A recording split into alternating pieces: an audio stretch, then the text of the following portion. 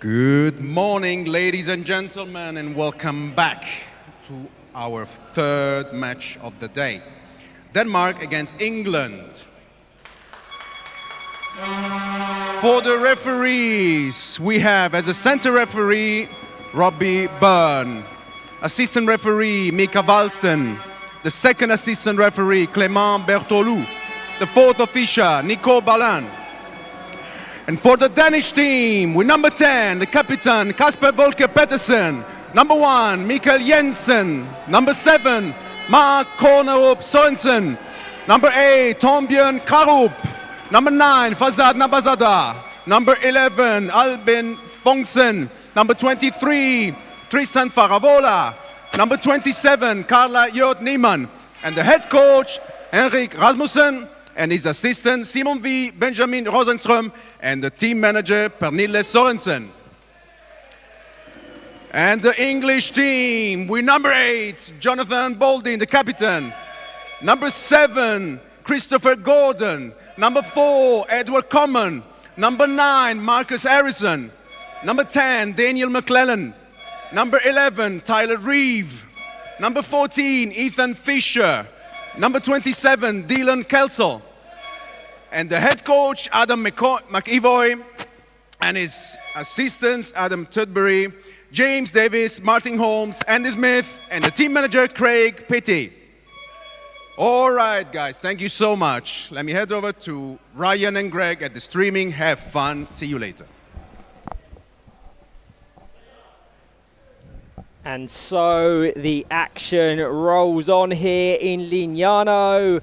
Sabbiadoro with another standout fixture in Group B of the 2025 EPFA Nations Cup. England against Denmark, two nations who know each other well, two nations with pedigree, and two nations chasing the same prize. A place in the semi-finals, and with it a ticket to the 2026 FIFA Power Chair Football World Cup in Buenos Aires, Argentina. The picture in Group B has already shifted today. Ireland picked up a crucial 1-0 victory over Scotland in the early kickoff, a result that keeps them alive in the hunt for qualification. It means every point is now vital. Both England and Denmark know exactly what's at stake heading into this clash. England arrive with momentum on their side. 2 wins from 2 so far. A 6-0 demolition of Scotland in their first game, with Dan McClellan scoring 5 and Dylan Kelsall adding the other, followed by a comeback win over host Italy that many are already calling game of the tournament. Adam McEvoy made bold changes in that one midway through the second half, introducing Ed Common and Dylan Kelsall. The impact was instant. Common equalised, Kelsall won it, and England showed once again they have the depth, the resilience and ruthlessness of champions. Win here and they'll confirm their place in the semi-finals, and of course one of those coveted tickets to Argentina. For Denmark, the story so far has been mixed. They fell short in their opener against Italy, where little seemed to go their way, but responded with a battling 2-1 win over Ireland, settled late by Mark Kornerup Sørensen. That result steadied their campaign, but this is the real test. Denmark's core, players like Torbjørn Krarup, Kasper Volker Petersen, Michael Jensen and Sørensen himself know this stage very well. They've got the experience of World Cup and European Championships, and they'll need all of that to push England here. The group dynamics makes this fascinating. England lead with 6 points. Italy and Denmark sit on 3. Ireland are back in contention with 3 of their own, and Scotland remain pointless. A win for England seals their semi-final spot. A result for Denmark, though, would blow this group wide open and put real pressure on Italy heading into the final day of group games. My name is Ryan Sipple, and I am delighted to be joined on commentary once again by Greg Baxter. The last time these two met was in Sydney, Australia, where we had the pleasure of commentating That one ended 2-0 to England. Repeat or revenge? Repeat or revenge is the question, Ryan. England came through a real stern test last night against Italy. They were shell-shocked and stunned when they went 1-0 down. They did not know how to react. Adam McAvoy made that double substitution. They clawed themselves back level and then got the winner. They came through that mental test. They'll be better served for that going through the competition, I am sure, as we reach the latter stages. For Denmark, they themselves had late drama, not playing at their best in the second half against Ireland after having a 1-0 lead. But with 3 minutes to go, Mark Corner-up Sorensen snatched victory for the Danes and kept their qualification hopes very much alive. Denmark and England faced each other before. Always a tough game. Now we see whether England have learnt from that test against Italy and whether they will come through and play with much more freedom, or whether the Danes will have taken inspiration from Italy on how to frustrate the defending European champions. For me, it's almost been two major themes running through this England team. Firstly, squad depth, and secondly, utilisation of set pieces. One thing that has stood out is the quality and abundance that England have. It's not just about their starting four. The options Adam McAvoy has on the bench are game changers in their own right. We saw it against Italy.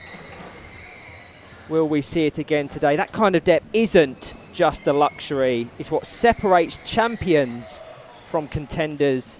England know that over the course of a long, demanding tournament, being able to rotate, adapt, and still maintain their quality could make all the difference in their push to defend the title. And then when we're referencing set pieces, 5 of their 6 goals against Scotland came directly from rehearsed dead ball routines. And when they needed it most against Italy, it was again an exquisite set-piece routine that got them back into the game through Edcom. And this is clearly an area that Adam McAvoy and his staff have worked on tirelessly. It's not just about delivery, it's about movement, timing and execution under pressure. England used these situations to create overloads, to unlock the stubborn defences that they so often come up against, and to make sure they're always a threat, even if the game is tight in open play. For Denmark, I think the key to success doesn't just lie in moments of quality. It's about consistency and discipline across the court. When they play with composure, move the ball quickly, and trust their experienced core, they look a side more capable of matching anyone. But too often they get drawn into scrappy phases of play, 2-on-1 infringements, rushed passes, and moments of hesitation that hand the initiative back to their opponents. That's certainly been the case in their opening 2 games. The lessons from their defeat to Italy were clear. They cannot afford to let games drift. In that match, they looked tentative, sat too deep, and never really asked enough questions of the host. By contrast, against Ireland, we saw glimpses of what makes them dangerous: patient build-up, organised structure, and the ability to strike when the game opened up. The balance between patience and bravery is what will define their tournament. To go through the starting squad, a few minutes out from this getting underway. In goal, in yellow, for Denmark, number 11, Albin Volknissen. In the centre, I suspect it will be captain Kasper Volker Petersen, with wingers of Mark Corner-up Sorensen and Torbjorn Krop. But don't be surprised if Krop plays in the centre as well. And for England, they're going with the tried and tested lineup that won them the game yesterday from the jaws of defeat. Chris Gordon, John Balding, and the ever-impressive wingers of Ed Common and Dylan Kelsall. Yeah, just reward for helping England get back into the winning column from that perilous position against Italy for Dylan Kelsall and Ed Common. They start the game. It is them, as I try and hear myself talk over the raucous Danish support. It's them who will start here knowing that they can change the game. They've done it before. They will want to maintain their starting position. As I see in the warm-up, Marcus Harrison just testing his set ball delivery, because it was something that was lacking yesterday, Ryan, in that game against Italy. Yeah, it was lacking against Italy, but it was incredibly effective against Scotland. So it's a fine margins. One thing that I suspect Denmark are looking to replicate is the atmosphere here in the Bella Italia Sports Village. I think England were just completely shocked to the level of support and noise here. It's like nothing I have ever heard before for a power chair football game. We came away from that saying it was one of the best games we had ever commentated on. The energy in this place was electric, and if Denmark can replicate that here, maybe that will kind of act as their fifth player, as it did for Italy yesterday. You really saw how Italy took that crowd noise. Every single clearance, every shot, every pass, every time it went out for a goal kick, there were loud cheers.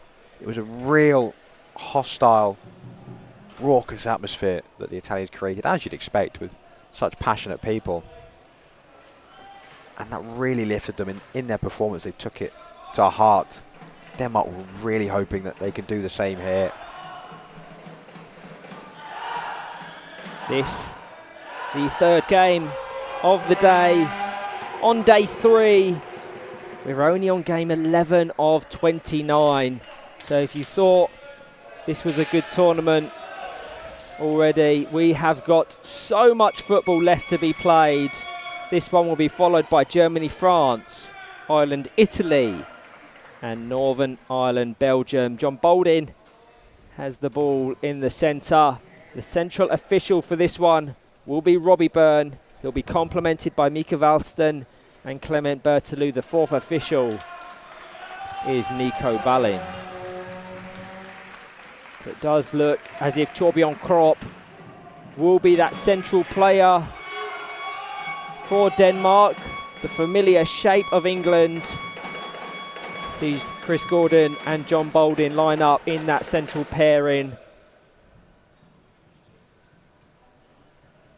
The noise has subsided as the England captain awaits the referee to enter the court to kick proceedings off.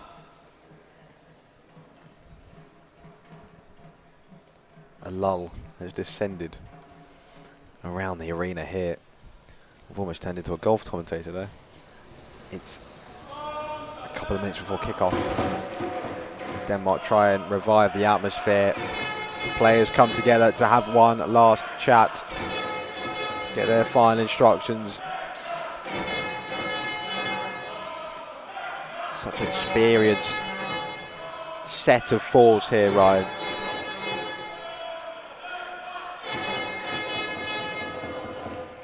This, of course, both of these sides, first and only game of the day, so they have to throw everything at this. England kick-started their tournament yesterday with 2 really intense games, having to maintain concentration, momentum, alertness away from the power chair football court. Maybe that played into Italy's hands. Belgium will be tested later. They featured in the second game of the day. They'll feature in the last at 6:15 local time. But we are now just under 2 minutes away from getting started, as you're seeing the Danish side go through their last instructions. I think without question, Denmark's most talented starting four have the 2 games prior to this allowed them to find a rhythm, a chemistry, a connection that could see them trouble England. I almost want to completely avoid predicting results from this point onwards, because we very much assumed Italy would be an easy task for England, but that was far from the case. Italy have been the shocks, not just of this competition, but the viewing audience around the world. We know we have viewership in Australia. We know we have people tuning in from America and beyond. Will they be one of the 5 teams, 5 nations that travel to Argentina? How much is this lull? Everyone got ready a bit too soon, didn't they? Yeah, that certainly appears the case. It's very unique. We haven't had that in the competition thus far. But we are now just seconds away, and the atmosphere has picked up. Robbie Byrne gets the thumbs up from Albin Vognason, gets the thumbs up from Chris Gordon, and John Bolden gets us underway straight into the path of Dylan Kelsall. Torbjorn Kropp will be aware of the threat of these English players, having featured in the English National League in the 24-25 season. As a matter of fact, he is a teammate of Marcus Harrison at Liverpool-based Greenbank. Will that play into his hands if and when Marcus Harrison features? All the way back to Chris Gordon, just away from Cronop Sorensen. Beautiful passing play. It's often millimetres between real danger and success, but that are the fine margins that separate England and put them in a bracket as one of the world's best. Kropp into Kasper Volker Petersen, to Dylan Kelsall for his first real major involvement, exchanging some passes with his captain John Bolden in the centre. It's a tight 2-on-1 awarded by Robbie Byrne. I think there was more than enough room on that occasion. Having watched it back, there was definitely more than 3 metres, so something to potentially keep an eye out for as the game progresses, that strictness with positional play and 2-on-1 infringement. Either way, Denmark come away with the indirect free kick into Kasper Volker Petersen. Locked up by Dylan Kelsall.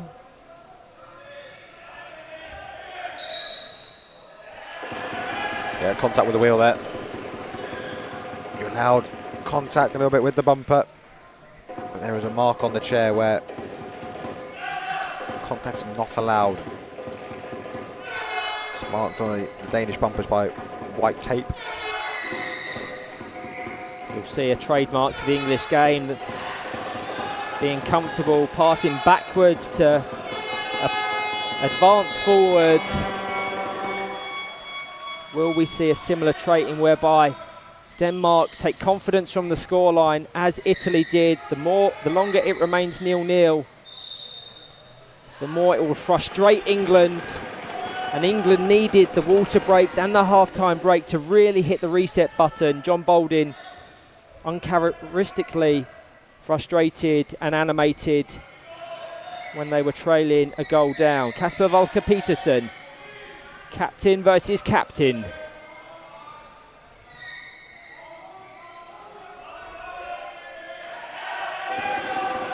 The Danish fans and coaching setup just appeal everything. They celebrate everything, which will give those 4 players some real encouragement. Into Kasper Volker Petersen. It finds its way to Mark Cronop Sorensen, the goal scorer and the winner in their Ireland win.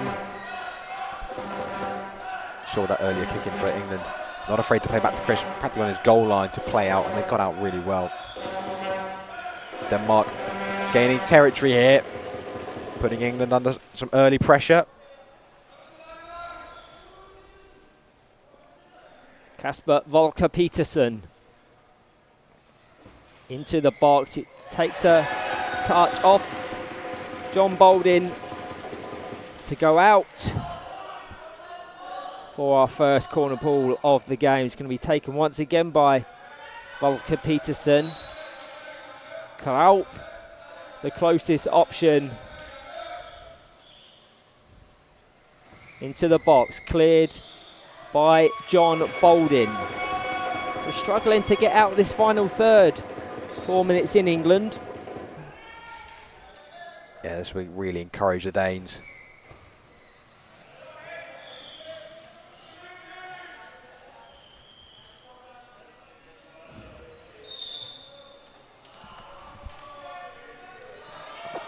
Contact foul given against Volker Petersen.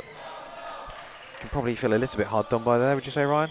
Yeah, I would agree with that assessment. That we're seeing Robbie Byrne be incredibly strict with his interpretations of the laws, whether that's contact or positional 2-on-1s. If anything, Ed Coleman was spinning into Kasper Volker Petersen there. Torbjørn Krop just getting an adjustment with his chair. 5 minutes played. Denmark 0, England 0. This time will obviously be added on at the end of the first half.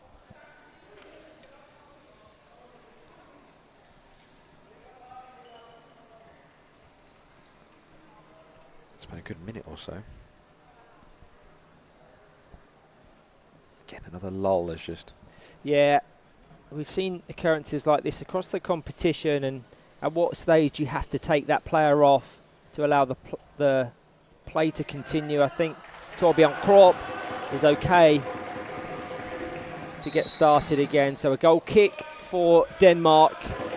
Torbjørn Krop in the centre. Right down the court to Chris Gordon. John Boldin just pushes it into the path of Dylan Kelso and needs some defensive organisation. The right decision there with Alvin Vognersen coming out of the confines of his goalkeeper area. So will we see this set-piece magic replicated here against Denmark?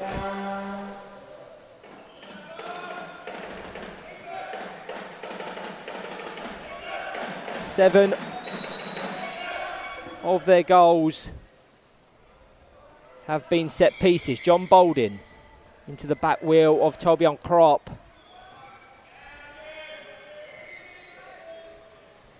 Good play by Volker Petersen there.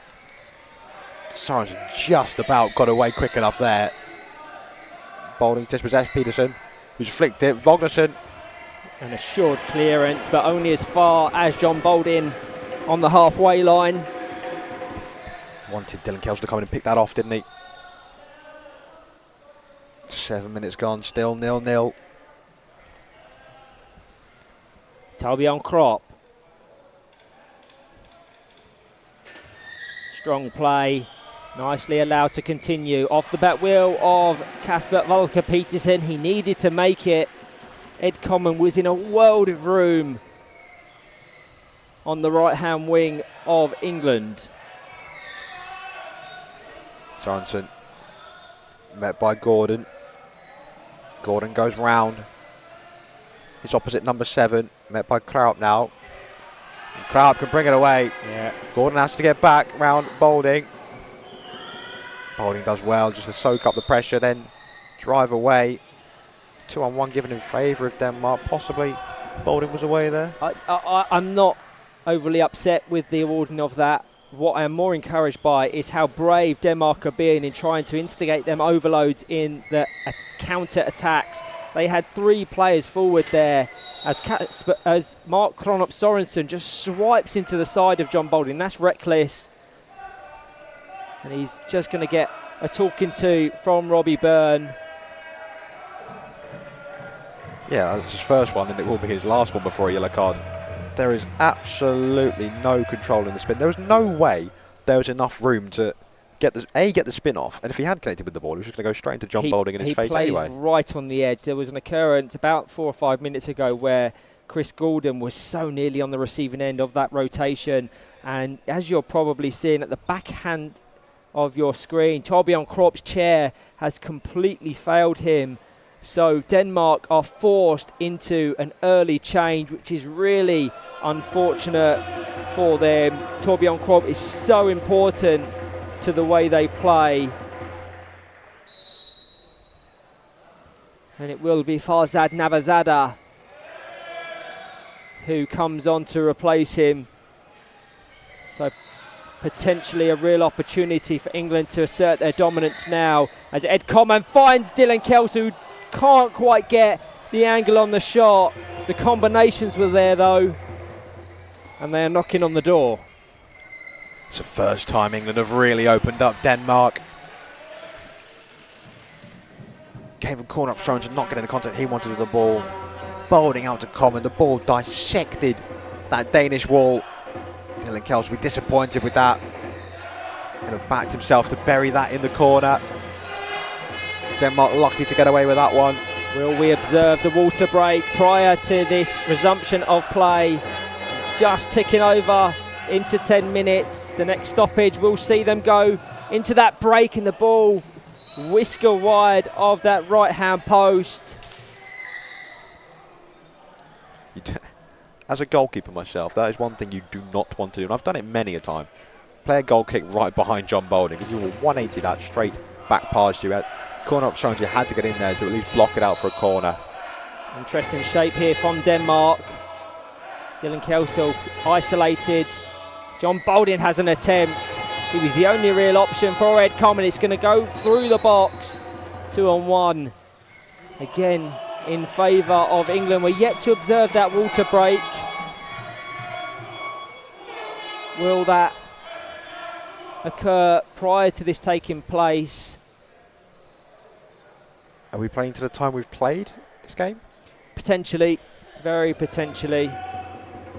You highlighted it yesterday that the water break came at times where it really wasn't in favour of opposition that had attacking set pieces. Into Ed Common, back to Chris Gordon, playing that central role. It's a beautiful dummy by Ed Common. We've seen a few players do them across the competition. Naglis Montvillas for the Republic of Ireland, Iago Cordron for Belgium, and on that occasion, Ed Common nearly added to that catalogue of goals, which highlights them as extremely proficient technicians. It won't be the water break, as Ed Common into John Boulding, blocked by Sorensen. Nice brave pick off from Dylan Kelso, gets the ball back to John Boulding, but Kasper Volker Petersen doing a great job in just trying to fragment the England attack. Really strong appeals from the Danish bench. They have to be careful. I must admit, I thought that was the other way as well. John Boulding had swung into Volker Petersen. As we now observe that water break, I think we're playing to the time that had been played in the half. Crowell back on, which is massive for Denmark.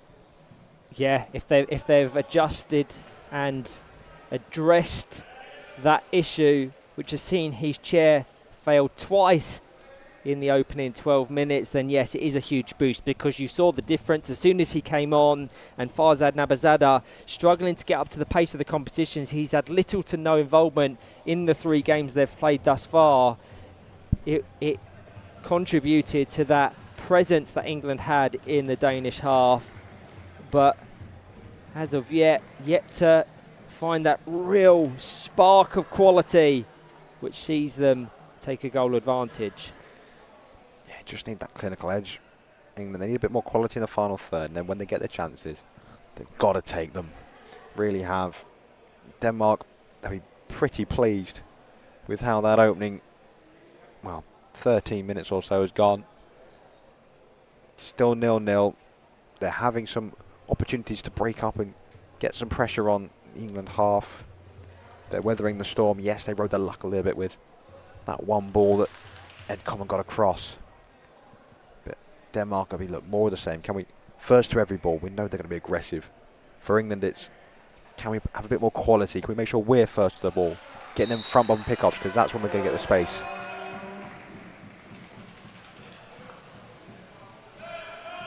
Teams coming back out. And a set piece for England will resume play, to be taken by John Boulding. Dylan Kelsall looks the likely option just due to the shape of John Boulding that he is. He backs off to allow Ed Common to attack, and Torbjorn Krop recently introduced a potential overload here. Had Kronop Sorensen picked out Kasper Volker Petersen, his secondary effort isn't able to find his captain neither, and England escape with a free kick. I think you've got to take that on the old. Either take that on the reverse with him, or just 180 it straight away. The 90 down the court was not. That's a lovely ball from Chris Gordon all the way down to Dylan Kelsall. The referee had blown his whistle. Strong appeals from John Boulding. Just trying to understand the decision, because it was a beautiful bit of play. I'm assuming Kelsall was a judge to have reversed into. Mark Cornup Sorensen there to get down the line in the space. Had that been the case, it would be incredibly harsh, because we have a very favourable angle here on commentary, and I saw nothing that could have been adjudged to be deemed aggressive, as Ed Common hesitates to engage that with his front bumper. And that moment's hesitation just lets Torbjorn Krop the time to readjust. England are knocking on the door. Can they find an opener prior to the half-time break? John Boulding into the Danish box. Albin Vognersen coming out of his box. 2-on-1 once again in favour of England. Very strict rulings. It wasn't even Vognersen coming out of his box. It's a judge to have been between Cornup Sorensen, Volker Petersen, I'm assuming. Boulding, Kelsall, blocked by Crowder. Boulding, front bumper to Common. Space now for England, blocked by Vognersen. Petersen exchanges, well, strange 1-2s with his keeper, then fired it straight at Petersen, and Dylan Kelsall has got to the ball first, and then his follow through has taken him in to Petersen. He said it's a final warning now for Dylan Kelsall. Yeah, that's fine, just based on the rulings we've had thus far, but I was a little bit shocked, and that's Kronop Sorensen. I think he's going to be booked here. It's going to be John Boulding that receives yellow card. He hasn't had a warning yet. I think that's, and it was a very much a 50-50 coming together. John Boulding in the straight away apologised, so he knew he was in the wrong. I think he's been made a sort of a martyr, or an example of, right, this is getting too much now, I'm going to book someone just to say, look, the contact needs to stop. It's certainly getting fiery, which is adding to the intrigue as Ed Common forces Albin Vognersen into a save. Nothing that really troubles him in the Danish goal. Got to be really careful every time he goes into contact now. Boulding. I need to understand whether... Oh, that's really dangerous. There's so much contact off the ball. John Boulding did drive into Kasper Volker Petersen, but he was reversing. What was in the breakfast this morning, Ryan? We've had a feisty game between Belgium and Spain, and now this one's got a lot of heat on it as well. John Boulding down to Ed Common. Again, more contact allowed to flow by Robbie Byrne. 2 minutes left of regulation time.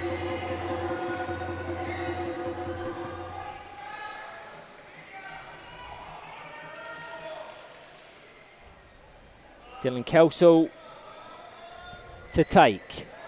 John Boulding closely marked by Kronop Sorensen, as that deflects just wide of the left-hand post. Corner ball to England.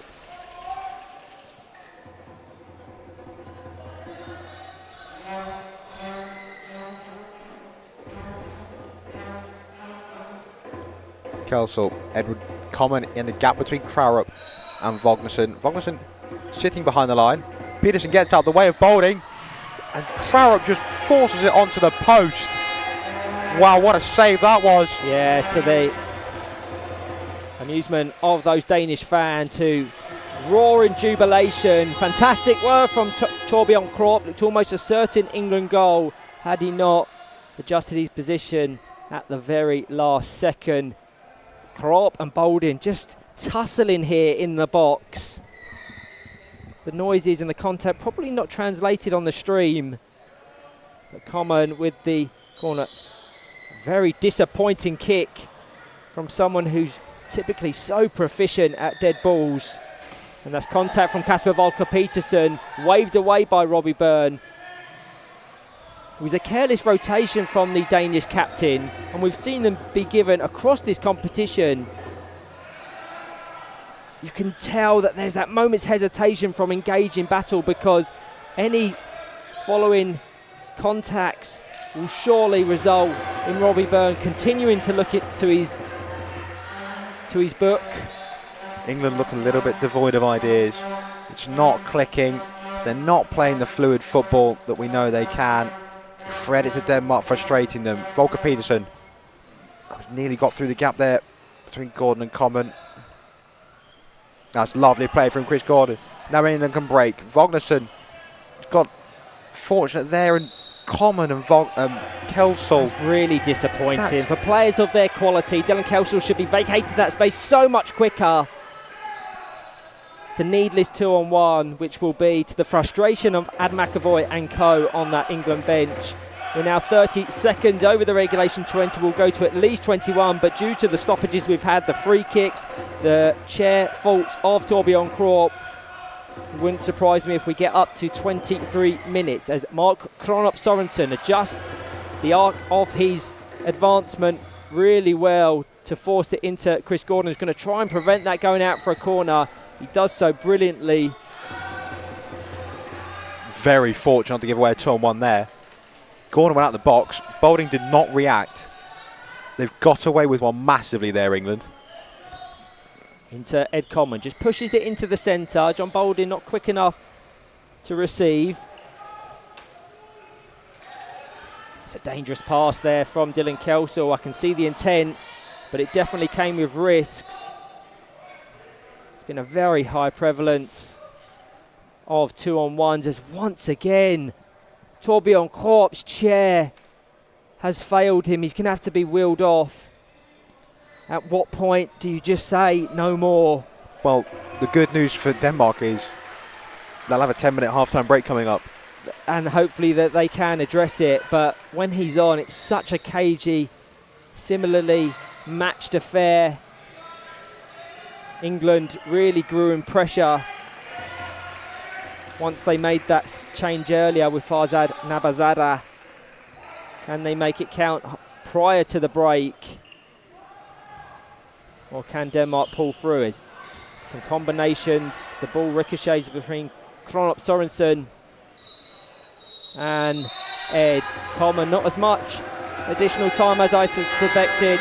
A cagey, fiery first half here in Lignano Sabbiadoro, and while it remains goalless, it certainly hasn't lacked intensity. England have been far the better side in terms of possession and territory, dictating much of the play and pinning Denmark back for long spells. But what has really stood out is the physical edge. So much contact of the ball, little clashes all over the court, and you get a sense it's been boiling over from the very first whistle. England will feel that they should have gone ahead. They did see the ball over the line, but was disallowed due to some contact. Denmark have dug in, defended with real stubbornness, and done just enough to keep themselves in the contest. The question now is whether England can find that breakthrough, or if Denmark can continue to frustrate and perhaps snatch something as the game opens up in the second half. Thank you to all that are tuning in. We'll be back very shortly for the second half.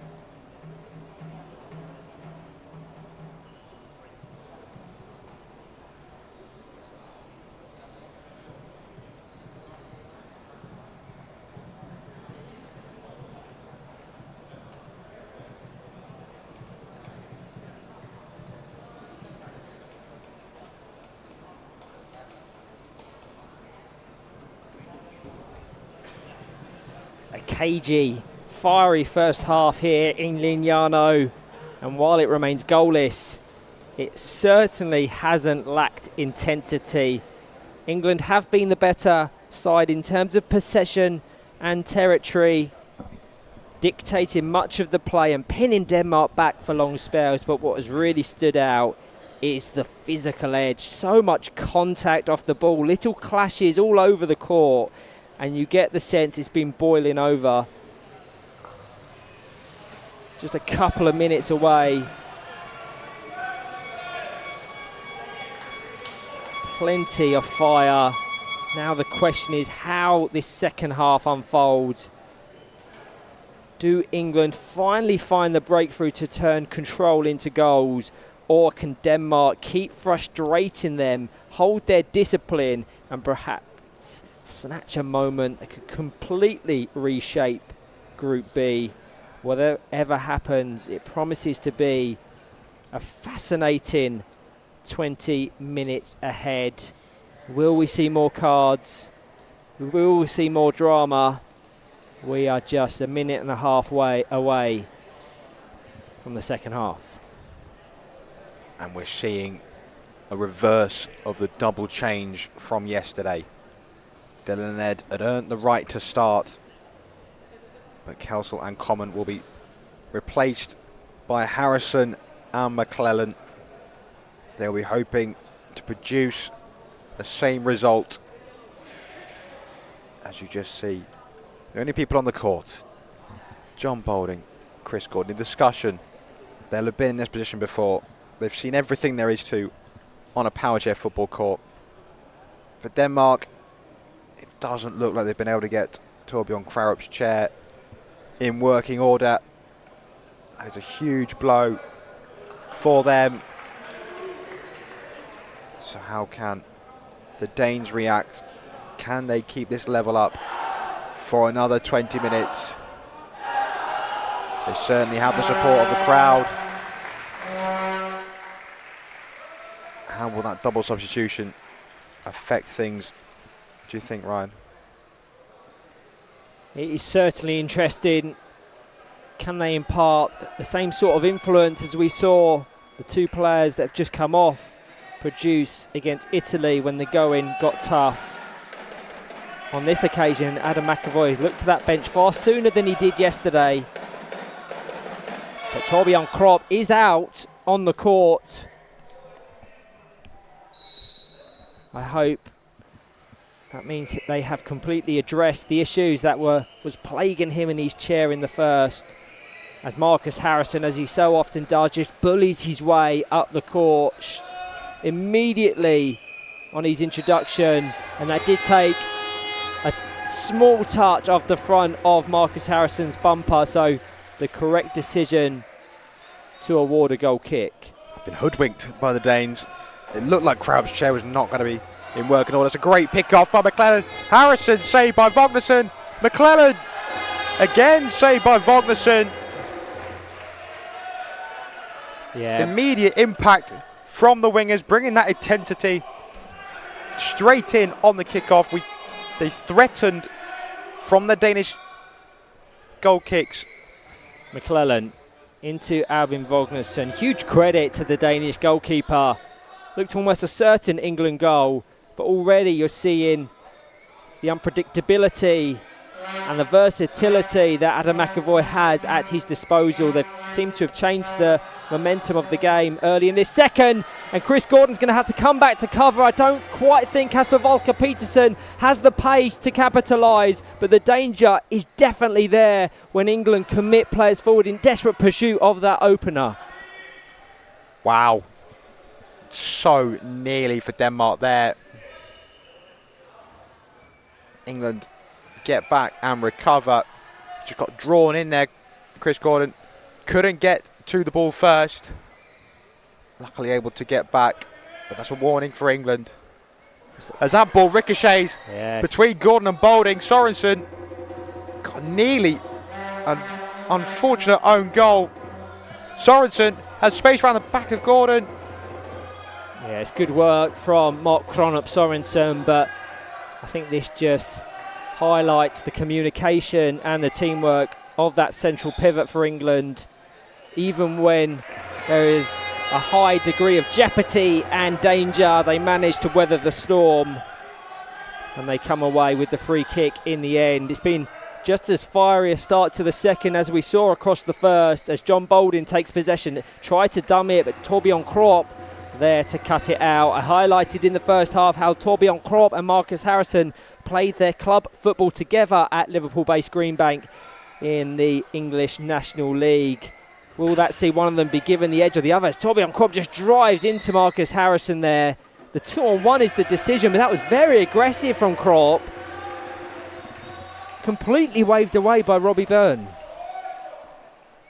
I didn't mind it. I thought that it was Harrison turning into Crowrop more than anything. I just thought the speed of Kraup was more aggressive than the rotation of Harrison, who gets possession following a beautiful pick-off from Dan McClellan, who just slows his advancement up the court when Torbjorn Kropp blocked the pass across the court. I love the aggression, full stop. I think it's a fiery, cagey affair, as it was in Sydney back in 2023. England couldn't break through in the first half in that one either, and that took a crucial touch off Vognarsson. Had it not done so, Dan McClellan would have certainly scored the opener. Vognarsson is the unsung hero of this Danish side in this game. He's kept them level, kept them organised, and provides them with that foundation of stability at the back. But this will test it even further. I suspect Chris Gordon, as he did yesterday, pushing it into the path of his most closest winger on this occasion, Marcus Harrison, and then back to Chris Gordon potentially on the edge on this occasion, easily dealt with by Denmark. But in doing so, they just aren't quick enough in ensuring 3 metres between themselves and the opposing players. Vognarsson is making up for some of the errors he's made. His distribution's been a bit shaky. He's putting himself and his team under a lot of pressure, but he's making up for it with his goalkeeping. McClellan all the way round to Marcus Harrison. It's a beautiful, they've hit the post. Shot. Beautiful shot from Marcus Harrison. It was rooted to that spot, and in doing so, Dan McClellan desperately trying to follow up the second effort. The subs have certainly made a difference, as they did yesterday, Greg. Absolutely. What we didn't see enough of in that first half from the wingers was aggression in the pickoffs. Their goal kicks are a big weakness for Denmark at the minute in this game. Yeah, it's just this high press from England, but you suspect if Denmark can find a way past this high line, they will be able to create those overloads in attack. So it does come with an element of risk and does need England to ensure that they're aware of their positional play, because Rory Byrne has not shied away from awarding 2-on-1s across this game. That's a really important pass from Kropp Sorensen. He can't follow it up with a second. But Denmark looked far more assured than what we saw in that Italy game, and even against Ireland, where I would have had Ireland as the better of the two teams, despite the end result. Especially in that second half. Denmark both going for the same ball there, Peterson and Crowrop. Bolden just brings it clear, space. It's a beautiful cushion from John Bolden into Marcus Harrison. Just use the pace of the ball to his advantage. It's better from Robbie Byrne, just letting it flow. Neither player is appealing for a foul there. As Kraup forces his way through John Bolden. Surely that has to be met with a yellow card. The precedent was set in the first half, and John Bolden had not even been warned. Kraup has. So he's lucky to escape punishment there, as Chris Gordon takes the resulting direct free kick. Dan McClellan, a nice amount of space, takes it in reverse across the goal, blocked by Torbjorn Kropp.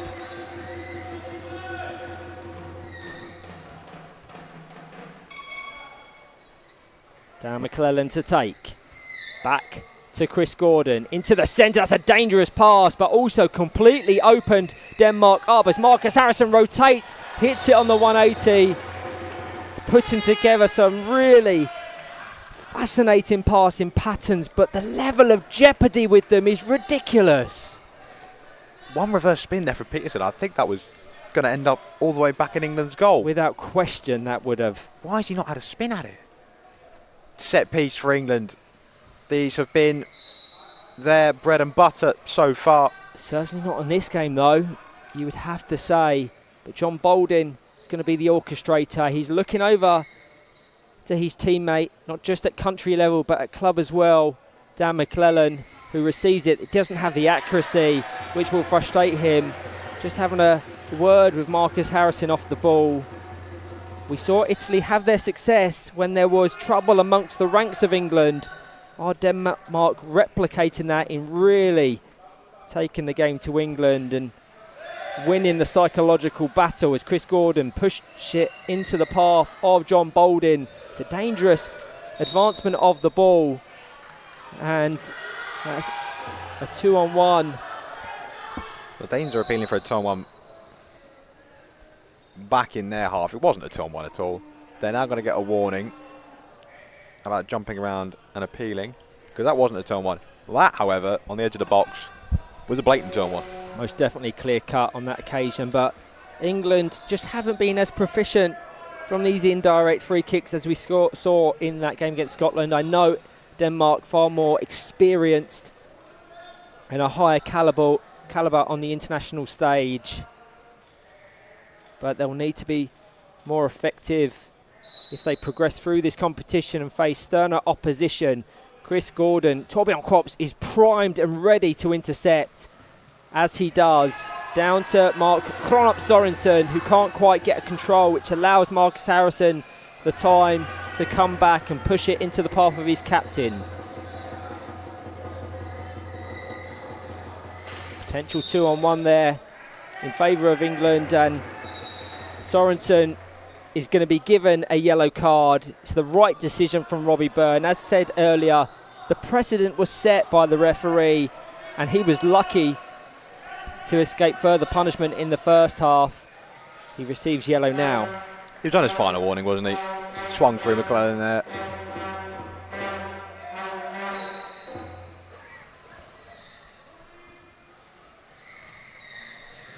McClellan blocked by Krarup. Sorensen can bring it away.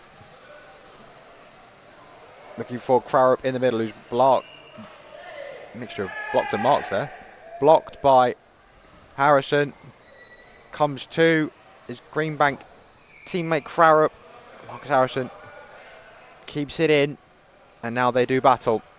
Neither want to give up possession of the ball. And again, the precedent's been set. He's been warned multiple times, so does well to escape yellow. For me, again, Harrison spun into Krarup. Krarup's got the ball. Harrison has then spun into him. And that a pick off there from Sorensen. Chris Gordon tries to lull him in.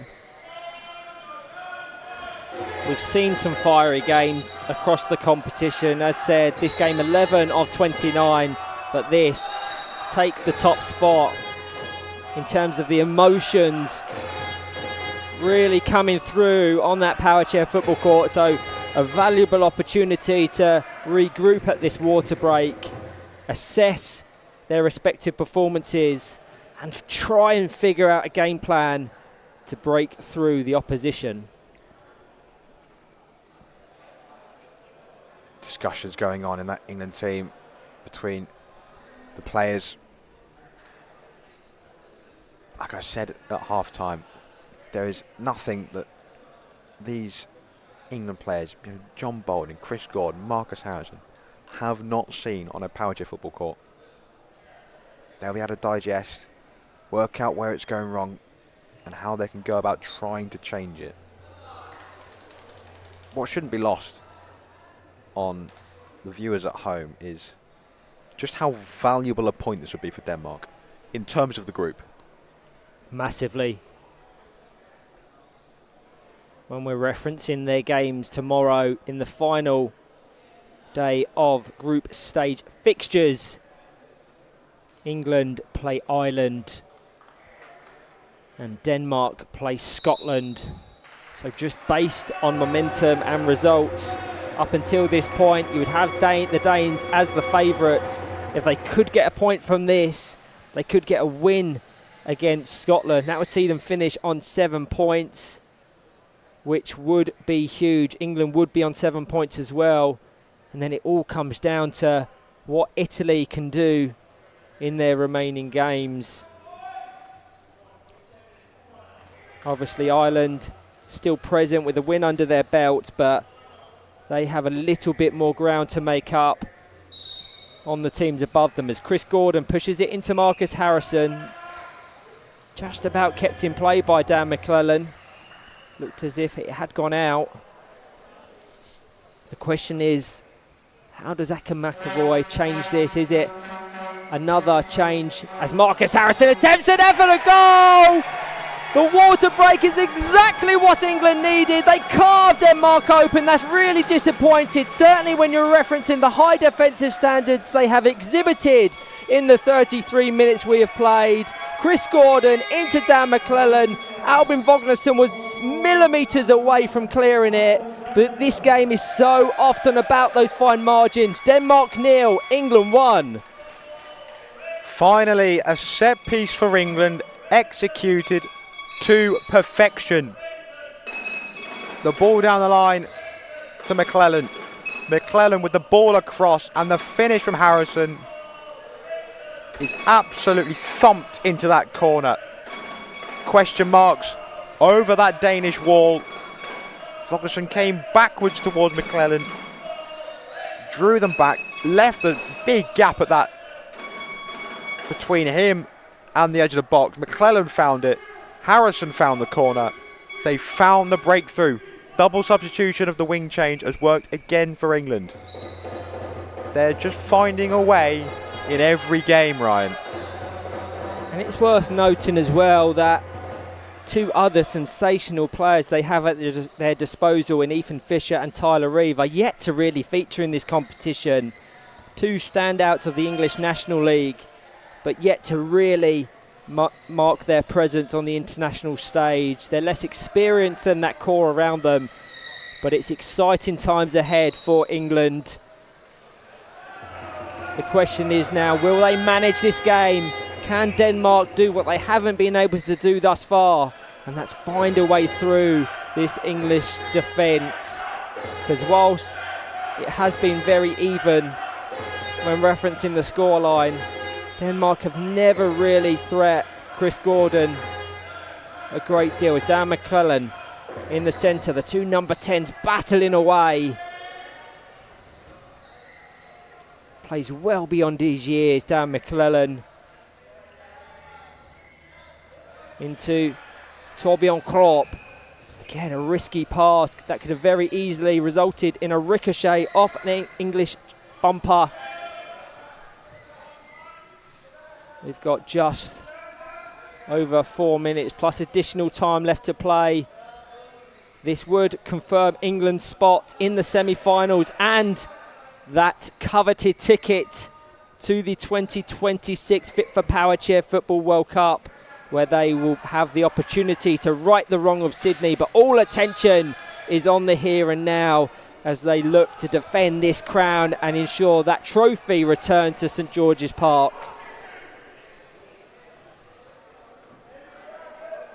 McClellan's just turned into Crarup.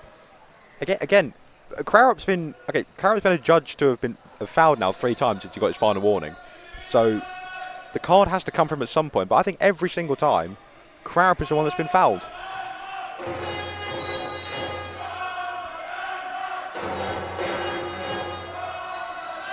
Denmark fans continuing to keep their levels high, trying to give their players a lift.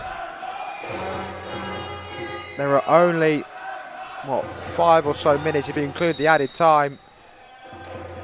Yeah, Dan McClellan had to fill in that void vacated by Chris Gordon as the most defensive of the 4 English players, and in doing so was probably about 30 centimetres away from Chris Gordon, as Mark Kronop Sorensen has an attempt, nice connection, but wide of the right-hand post. The way they're shaping up, it must have taken a touch off an English chair.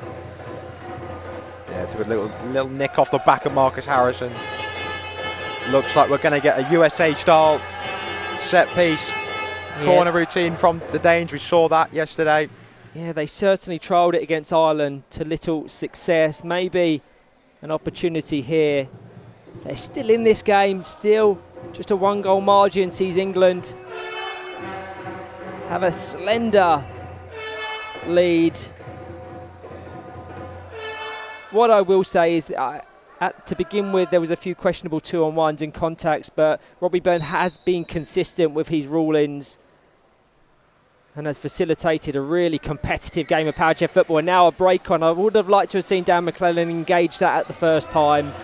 Obviously, it's come up the court. They can reset defensively, but Marcus Harrison was set away, and had he just swiped into that, Marcus Harrison could have scored England's second, as Vognarsson up the court. Over to Mark Kronop Sorensen. He's not in reverse, so he's trying to adjust later than he should. Yeah, it was not being in reverses. Really cost him there. Never going to be able to get all the way around it. If he had made contact, would have gone out for more contact he did, he would have gone out for a goal kick. He was never going to threaten the far corner of Chris Gordon's goal. Harrison. Crowrock was reversing to McClellan. There comes the yellow card that was probably promised about 5 minutes ago. Yeah, it's almost fortunate it's taken that long, because had that been the case when the game was scoreless, it just becomes a little bit more tense. You're a little bit more hesitant to engage those 50-50s, and it can really change the outlook of a fixture. But with a minute remaining, barring a late moment of magic from the Danes, England will cruise their way to a third successive win in the 2025 EPFA Nations Cup. Dan McClellan's done so well there to win a corner. I mean, to note, we've had, what, 2 or 3 yellow cards across the tournament as a whole. We've had 3 in this game alone. One thing that's worth noting is not a single nation, to my recollection, has had it all their own way in this competition, which is a complete deviation from the likes of Sydney and Finland. Yes, France have won all their games. England look likely to do that as well, but they have had trouble, adversity and difficulty in breaking down nations that have exhibited clear developments in the last few years. It is so exciting to be involved in international power chair football, and the level just continues to rise. Nations we didn't expect to do a great deal, as Marcus Harrison's going to test Albin Vognarsson. You highlighted that lack of proficiency in those goal kicks. It's something they're going to want to work on away from this fixture to ensure that isn't to the detriment of their position in the competition.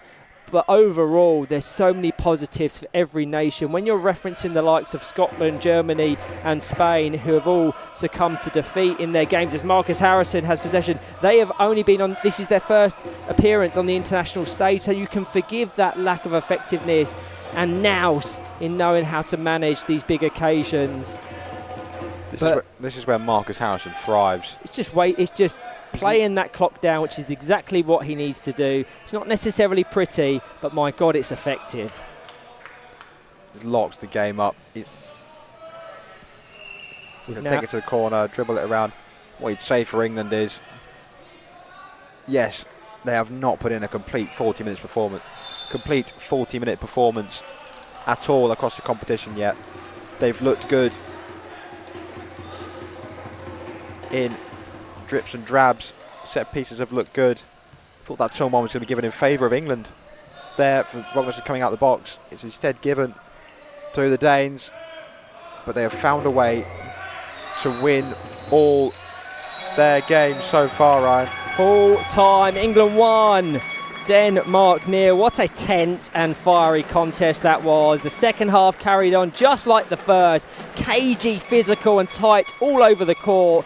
Neither side gave an inch in the opening stages, with tempers still bubbling and chances at a premium. But then came the breakthrough straight after the water break in the second half. Marcus Harrison, with all of his experience, producing a clinical finish from a set piece to finally unlock Denmark's stubborn resistance. Once again, it came down to Adam McAvoy's adjustments. He switched the wingers at half-time, and that subtle change gave England the width and balance they'd been missing. It was the difference maker in a match of fine margins. For England, it's a third straight win and a guaranteed place in the semi-final, and with it, their ticket to Argentina in 2026. For Denmark, plenty of fight and discipline, but not enough quality in the final third to really trouble the champions. They'll now look to the final round of group games to secure their own route forward. A fiery battle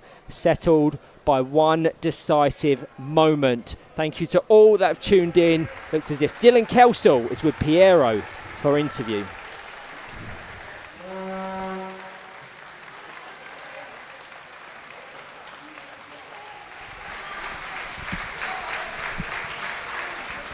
And here we are with Mr. Dylan Kelsall. Yes. Pronounced correct? Yes, correct. All right, great. So, you made it again. Such a tight match, so much contrast, 2 yellow cards, but yeah. Yeah, we managed to break them down eventually. They were a very strong and composed team. We weren't up to our usual high standards for wing play and things like that, but the lads came on in the second half and did their jobs right. Yeah, I think Denmark put up a great fight. They defended very well. What do you think? How did they play? What's your opinion? They played well. Denmark, they played a more defensive game than they have against other teams here, which is what we kind of expected. But they were good. We weren't as good as we could have been, but we still came away with 3 points. That's all that matters. Right. Anything you learned from this game? Just composure, doing the right things and the basics, and a goal will come. Don't rush anything. That's all it is. Fair enough. All right, congrats again. Thank you so much. And take a good rest and good luck for the next games. Thank you so much. Well done, guys. All right. Thanks so much to Mr. Dylan. And I guess now we're gonna have Mr. Elbin Bongsen. Right. Am I right? Can you come slightly closer, please? Yes. Amazing. All right, sir. Elbin, you guys played until last second with your heart. You did a great match. Unfortunately, it wasn't enough. What do you think about the game? Definitely, both teams played really well today, and we hit a good level. I'm very disappointed right now that it wasn't enough today. Yeah. Everybody saw the improvement of the Danish team. You guys are stepping up every match. I'm pretty sure you guys learn also from this match with England. What do you think you can work on for the next matches?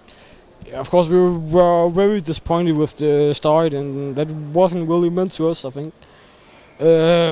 So we are happy to play a good game here, but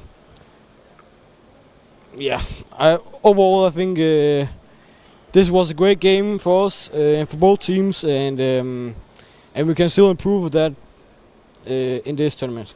Great. We all definitely agree. You guys played very well. Very best of luck for the next games. Take a good rest. Thank you. Thanks so much. All right, thanks again to Elbin Bongsen, and I'll see you very soon to the next game.